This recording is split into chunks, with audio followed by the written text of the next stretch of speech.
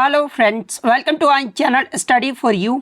सो guys, जैसा कि आज जो आपका एसएससी एमटीएस का 9 मई के फर्स्ट शिफ्ट का एग्ज़ाम हो गया दोस्तों, जिसका जो है मैं आपको बिल्कुल 100% एक्यूरेट आंसर के साथ जो है इस वीडियो में बताऊंगा। तो देख लेते हैं कि किस प्रकार के जो है आज आपके 9 मई के फर्स्ट शिफ्ट के एग्ज़ाम में जो प्रश्न पूछे गए हैं। उससे पहले एक बात और दोस्तों, कि जिन्होंने भी अगर चैनल को सब्सक्राइब नहीं किया है तो एसएससी एमटीएस एग्ज़ाम से रिलेटेड पल पल की अपडेट के लिए जो है चैनल को सब्सक्राइब ज़रूर कर दीजिएगा। और बगल में ही आपको एक बेल आइकन यानी घंटे का निशान भी दिख रहा होगा, तो आप उसे भी जो है ज़रूर प्रेस कर दीजिएगा। तो चलिए वीडियो को स्टार्ट करते हैं। तो आज का जो आपका पहला क्वेश्चन आया था कि आगरे के किले में स्थित शीश महल का जो निर्माण है ये किसने करवाया था। तो देखिए, शीश महल का जो निर्माण है ना, ये शाहजहां के द्वारा 1631 से लेकर 1640 के बीच जो है करवाया गया था। तो शाहजहां आपका यहाँ पे करेक्ट आंसर होगा। इसके अलावा बात कर ले आगरे के किले के बारे में, तो देखिए आगरा का किला को जो है आगरा का लाल किला भी कहा जाता है, और इसका जो निर्माण है ना ये अकबर के द्वारा करवाया गया था। इसके अलावा मैं आपको बता दूं कि आपका जो आगरा का लाल किला है ना, इसे यूनेस्को के विश्व धरोहर सूची में जो है 1983 में जो है शामिल किया गया था। तो ये फैक्ट भी आपको ध्यान में रखना है। नेक्स्ट क्वेश्चन आपका यहाँ पर आया था कि निम्नलिखित में से कौन सा महाराष्ट्र राज्य का लोक नृत्य है, जहाँ पे ऑप्शन में आपका बिहू, गिद्धा, घूमर और लावनी दिया गया था। तो देखिए, अगर पहले ऑप्शन की बात कर ले तो बिहू, ये जो आपका असम राज्य का लोक नृत्य है। गिद्धा की बात कर ले तो ये आपका पंजाब राज्य का लोक नृत्य है। घूमर की बात कर ले तो ये आपका राजस्थान राज्य का लोक नृत्य है। वहीं अगर महाराष्ट्र राज्य के लोक नृत्य की बात कर ले तो धनगरी गाजा, कोली नृत्य, डिंगी, लावनी नृत्य, पोदास और तमाशा, ये सब जो आपके महाराष्ट्र राज्य के जो है लोक नृत्य हैं। तो आपके ऑप्शन में जो है लावनी नृत्य दिया गया था, तो लावनी आपका यहाँ पे करेक्ट आंसर होगा। नेक्स्ट क्वेश्चन आपका यहाँ पर आता है कि 1867 में बम्बई में जो है आत्माराम पांडुरंग के द्वारा किस सामाजिक सुधार संस्थान की जो स्थापना वो किया गया था। तो देखिए, मैं आपको बता दूं कि प्रार्थना समाज की जो स्थापना है ना, ये आपका 31 मार्च 1867 में आत्माराम पांडुरंग के द्वारा बम्बई में किया गया था। तो प्रार्थना समाज आपका यहाँ पे करेक्ट आंसर होगा। और देखिए, प्रार्थना समाज का जो उद्देश्य था ना, वो आपका एक भगवान में विश्वास करना और केवल एक भगवान की पूजा करना ही जो है इस समाज का उद्देश्य था। तो ये फैक्ट भी आपको ध्यान में रखना है। और देखिए, मैं आपको बता दूं कि आपके प्रमुख संगठन एवं संस्थापक से लगातार जो है प्रश्न पूछे जा रहे हैं। जैसे कि अन्य प्रमुख संगठन एवं संस्थापक की बात कर ले तो देखिए, आत्मीय सभा का जो गठन है ना, ये आपका 1815 में राजा राम मोहन रॉय के द्वारा किया गया था। आर्य समाज की जो स्थापना ये 1875 में स्वामी दयानंद सरस्वती के द्वारा किया गया था। एशियाटिक सोसाइटी की जो स्थापना है ये आपका 1784 में विलियम जोन्स के द्वारा किया गया था। तत्वबोधिनी सभा की जो स्थापना है ये 1839 में देवेंद्र नाथ टैगोर के द्वारा किया गया था। प्रार्थना समाज की जो स्थापना है ना, ये आपका 1867 में डॉक्टर आत्माराम पांडुरंग के द्वारा किया गया था। 1939 में जो है फॉरवर्ड ब्लॉक की स्थापना सुभाष चंद्र बोस के द्वारा किया गया था। आगा खान एवं सलीम उल्लाह खान के द्वारा मुस्लिम लीग की जो स्थापना है ये 1906 में किया गया था।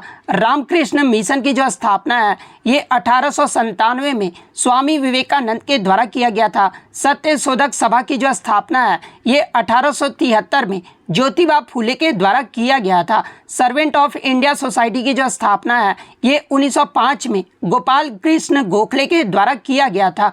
तो ये सारे फैक्ट जो आपको ध्यान में रखना है। नेक्स्ट क्वेश्चन आपका यहाँ पर आता है कि जिम कॉर्बेट नेशनल पार्क ये जो है कहाँ पर स्थित है। तो देखिए, मैं आपको बता दूं कि भारत का जो सबसे पुराना नेशनल पार्क है ना, ये आपका जिम कॉर्बेट नेशनल पार्क है, जिसकी स्थापना 1936 में किया गया था। और ये जो आपका रामगंगाधर नदी के किनारे उत्तराखंड के नैनीताल जिले में स्थित है। तो उत्तराखंड आपका यहाँ पे करेक्ट आंसर होगा। इसके अलावा बात कर ले जिम कॉर्बेट नेशनल पार्क ये जो है किसके लिए प्रसिद्ध है, तो ये आपका रॉयल बंगाल टाइगर की लुप्त प्राय प्रजातियों के लिए जो है ये आपका जाना जाता है। तो ये फैक्ट भी आपको ध्यान में रखना है। इसके अलावा अगर एग्जाम में पूछा जाए कि भारत का सबसे बड़ा राष्ट्रीय उद्यान कौन सा है, तो देखिए भारत का जो सबसे बड़ा राष्ट्रीय उद्यान है ना, ये आपका हेमिस नेशनल पार्क है। और ये कहाँ पर स्थित है, तो ये आपका केंद्र शासित प्रदेश लद्दाख में स्थित है। और ये जो है किसके लिए प्रसिद्ध है, तो देखिए ये जो आपका हेमिस नेशनल पार्क है ना, ये अपना हिम तेंदुओं के लिए जो है विश्व स्तर पर प्रसिद्ध है। तो ये फैक्ट भी आपको ध्यान में रखना है। इसके अलावा अन्य राष्ट्रीय उद्यान की बात कर ले तो देखिए कान्हा राष्ट्रीय उद्यान ये जो आपका मध्य प्रदेश राज्य में है। गिर राष्ट्रीय उद्यान की बात कर ले तो ये आपका गुजरात राज्य में है। काजीरंगा राष्ट्रीय उद्यान ये जो आपका असम राज्य में स्थित है। तो ये सारे पॉइंट जो आपको ध्यान में रखना है। नेक्स्ट क्वेश्चन आपका यहाँ पर आता है कि लवलीना बोर्गियन ये जो है किस खेल से संबंधित है। तो देखिए लवलीना बोर्गियन की बात कर ले तो ये आपका मुक्केबाजी यानी बॉक्सिंग खेल से संबंधित है। तो बॉक्सिंग आपका यहाँ पे करेक्ट आंसर होगा। इसके अलावा बात कर ले लवलीना बोर्गियन का संबंध ये जो है किस राज्य से है। तो ये आपकी असम की रहने वाली है। तो ये फैक्ट भी आपको ध्यान में रखना है। इसके अलावा मैं आपको बता दूं कि जो आपका टोक्यो ओलंपिक 2020 यानी जो कि आपका 2021 में हुआ था, उसमें जो है महिला बॉक्सिंग के 69 किलो भार वर्ग में जो है लवलीना बोर्गियन ने जो है भारत की तरफ से जो ये ब्रॉन्ज मेडल यानी कांस्य पदक जीती थी। तो ये फैक्ट भी आपको ध्यान में रखना है, क्योंकि एग्जाम में जो इनका भार वर्ग जो है वो पूछा जाता है। तो भार वर्ग आप जरूर ध्यान में रखिएगा। नेक्स्ट क्वेश्चन आपका यहाँ पर आता है कि 2004 में संगीत नाटक अकादमी पुरस्कार पाने वाली शाश्वती सेन ये जो है किस नृत्य शैली से संबंधित है। तो देखिए ये जो आपका शाश्वती सेन है ना, ये आपका कथक नृत्य से संबंधित है। तो कथक आपका यहाँ पे करेक्ट आंसर होगा। इसके अलावा मैं आपको बता दूं कि शाश्वती सेन के जो है आप ये जो है किसकी शिष्या थी। तो ये आपके पंडित बिरजू महाराज की जो वो वरिष्ठ शिष्या थी। तो ये फैक्ट भी आपको ध्यान में रखना है। आगे के शिफ्ट में आपसे पूछा जा सकता है कि शाश्वती सेन के जो है गुरु कौन थे। तो ये आपके पंडित बिरजू महाराज थे। नेक्स्ट क्वेश्चन आपका यहाँ पर आता है कि भारतीय संविधान के किस अनुच्छेद में जो है समान नागरिक संहिता का उल्लेख किया गया है। तो देखिए समान नागरिक संहिता का जो उल्लेख है ना, ये आपका अनुच्छेद 44 और भाग 4 में जो है किया गया है। तो अनुच्छेद 44 आपका करेक्ट आंसर होगा। और देखिए मैं आपको बता दूं कि ये जो आपका अनुच्छेद 44 है ना, ये आपके डीपीएसपी यानी राज्य नीति निर्देशक सिद्धांत के अंतर्गत आते हैं। वहीं अगर डीपीएसपी की बात कर ले तो ये आपके संविधान के भाग 4 और अनुच्छेद 36 से 51 तक जो है आपका डीपीएसपी का वर्णन जो वो किया गया है। इसके अलावा डीपीएसपी की जो विशेषता है ये किस देश के संविधान से लिया गया है। तो देखिए डीपीएसपी की जो विशेषता है ना, ये आपका आयरलैंड देश के संविधान से लिया गया है। तो ये फैक्ट भी आपको ध्यान में रखना है। नेक्स्ट क्वेश्चन आपका यहाँ पर आता है कि 2011 की जनगणना के अनुसार सबसे ज्यादा जनसंख्या वाला राज्य कौन सा है। तो देखिए मैं आपको बता दूं कि टीसीएस का जो 2011 सेंसस है ना, ये सबसे फेवरेट टॉपिक बन गया है।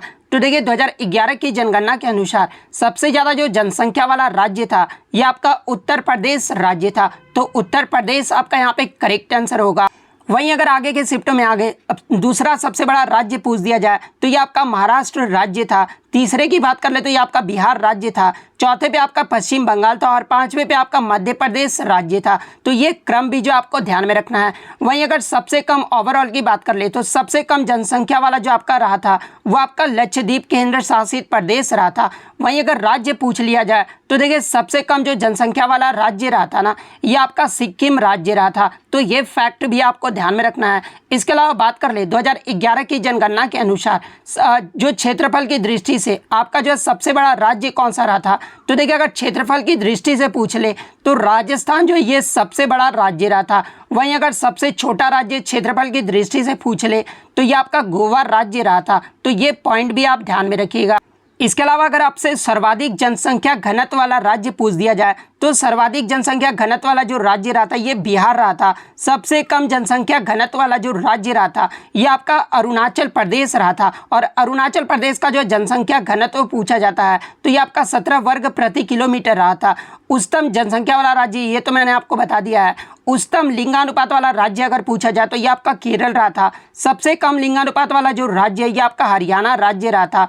उच्चतम साक्षरता दर वाला राज्य अगर बात कर ले तो ये आपका केरल राज्य रहा था। और सबसे कम साक्षरता दर वाला जो राज्य है ये आपका बिहार राज्य रहा था। तो ये इंपॉर्टेंट फैक्ट जो आप ध्यान में रखिएगा। नेक्स्ट क्वेश्चन आपका यहाँ पर आता है कि निम्नलिखित में से किस भारतीय राज्य की जो सीमा है ना, ये म्यांमार के साथ नहीं लगता है। तो देखिए मैं आपको बता दूं कि भारत के टोटल 4 राज्य जो है म्यांमार देश के साथ सीमा साझा करते हैं। और वो 4 राज्य कौन कौन से हैं तो अरुणाचल प्रदेश, नागालैंड, मणिपुर और मिजोरम, ये 4 राज्य जो है म्यांमार के साथ अंतर्राष्ट्रीय सीमा साझा करते हैं। तो इनमें से आपका 3 तो ऑप्शन में दिया गया था।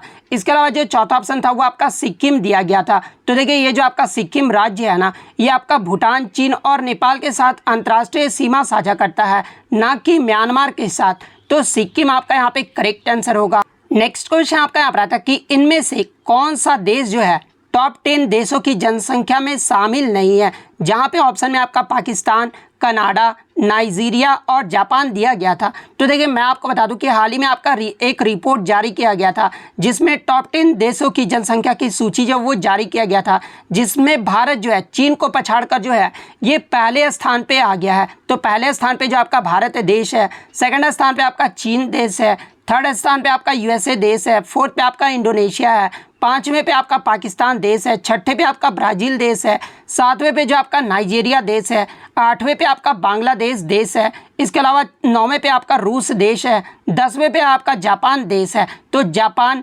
नाइजीरिया और पाकिस्तान ये जो आपके टॉप 10 देशों की जनसंख्या में शामिल है, लेकिन ये जो आपका कनाडा है ना, ये टॉप 10 देशों की जनसंख्या में शामिल नहीं है।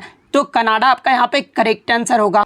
इसके अलावा क्षेत्रफल की दृष्टि से टॉप 10 देशों की सूची अगर देख लें तो देखिए पहले स्थान पे जो आपका रूस देश आता है, सेकंड स्थान पे आपका कनाडा देश आता है, थर्ड स्थान पे आपका संयुक्त राज्य अमेरिका यानी यूएसए देश आता है, फोर्थ स्थान पे आपका चीन देश आता है, फिफ्थ पे आपका ब्राज़ील देश आता है, छठे पे आपका ऑस्ट्रेलिया और सातवें जो हमारा भारत देश आता है, आठवें पे अर्जेंटीना देश आता है, नौवें पे आपका कजाकिस्तान देश आता है और 10वें पे आपका अल्जीरिया देश आता है। तो ये फैक्ट भी आपको ध्यान में रखना है। नेक्स्ट क्वेश्चन आपका यहाँ पर आता है कि हवा और गैस की आर्द्रता मापने वाले यंत्र को जो है क्या कहा जाता है। तो देखिए वायुमंडल की आर्द्रता या फिर वायु और गैस की आर्द्रता मापने वाले यंत्र को जो है ये आपका आर्द्रता मापी यानी हाइग्रोमीटर कहा जाता है। तो हाइग्रोमीटर आपका यहाँ पे करेक्ट आंसर होगा। इसके अलावा बात कर ले अन्य उपकरण के बारे में, जैसे कि वायु एवं गैस का भार तथा घनत्व ज्ञात करने का ये जो आपका उपकरण है ना, ये आपका एरोमीटर है। तो ये फैक्ट भी आपको ध्यान में रखना है। इसके अलावा विद्युत धारा को मापने के लिए जो उपकरण का प्रयोग किया जाता है वो आपका अमीटर का जो है वो प्रयोग किया जाता है। इसके अलावा विमान की ऊंचाई मापने के लिए जो है ये आपका अल्टीमीटर उपकरण का जो है प्रयोग किया जाता है। इसके अलावा हवा की शक्ति तथा गति को मापने के लिए जो है ये आपका एनीमोमीटर उपकरण का प्रयोग किया जाता है।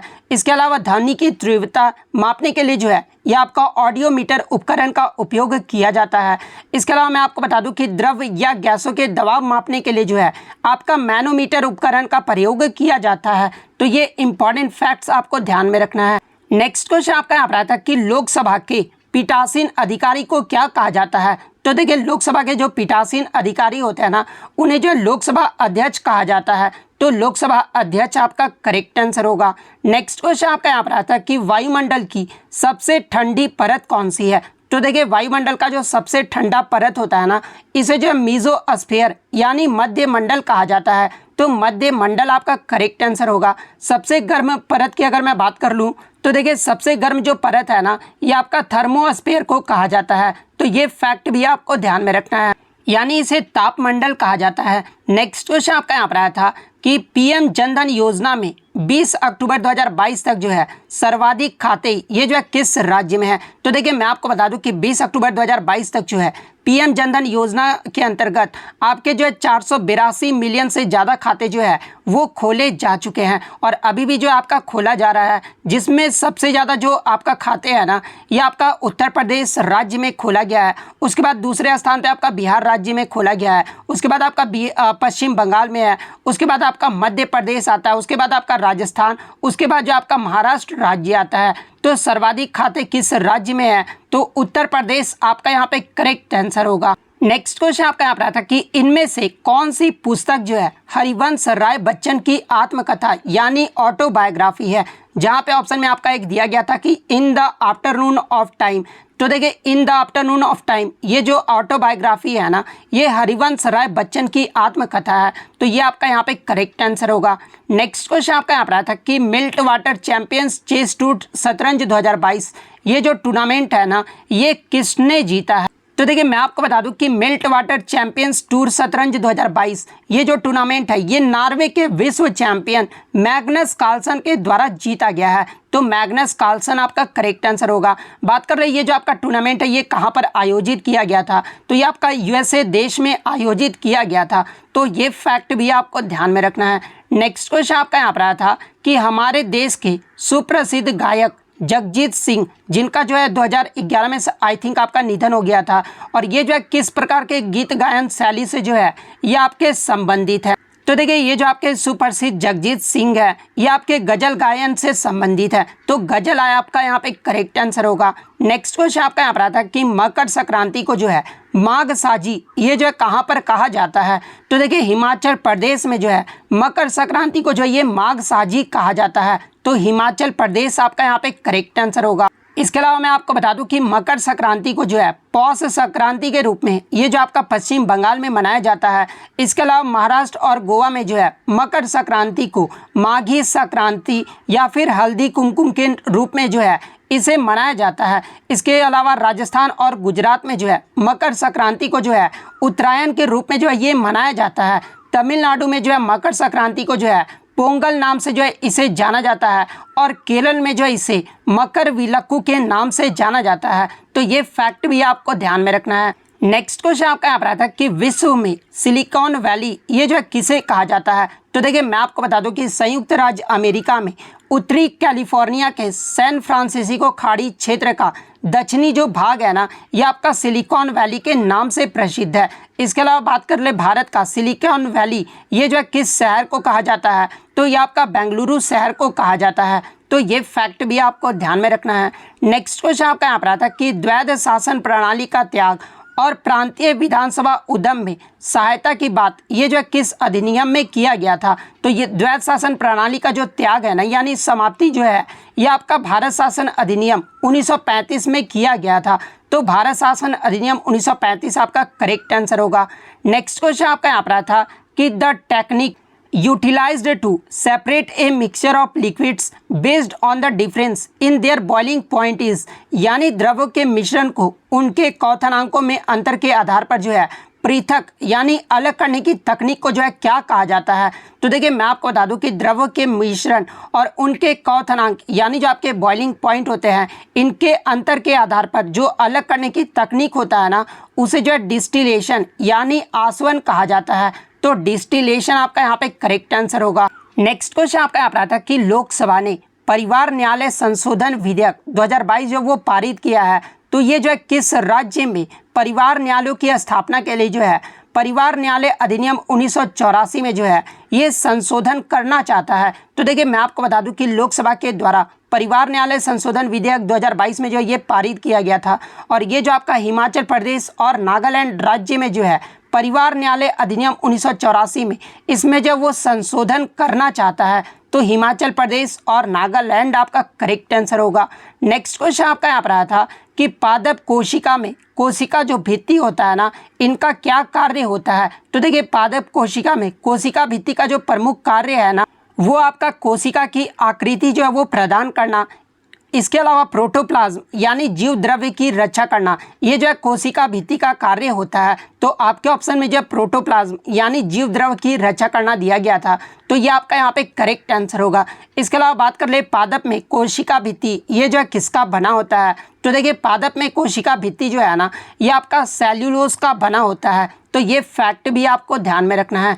नेक्स्ट क्वेश्चन आपका यहाँ पर आता है कि इकबाल नामे जहांगीरी ये जो है किसके द्वारा लिखा गया है। तो देखिए इकबाल नामे जहांगीरी ये जो पुस्तक है ना ये आपका मोतमीद खान के द्वारा लिखा गया है। तो मोतमीद खान आपका करेक्ट आंसर होगा।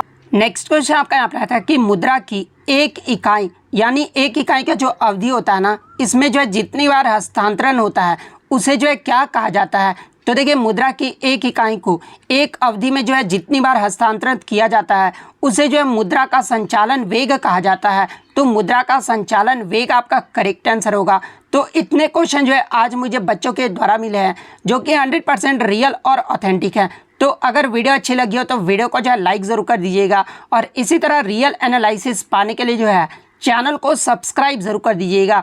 तो मिलते हैं नेक्स्ट वीडियो में, तब तक thank you, all the best.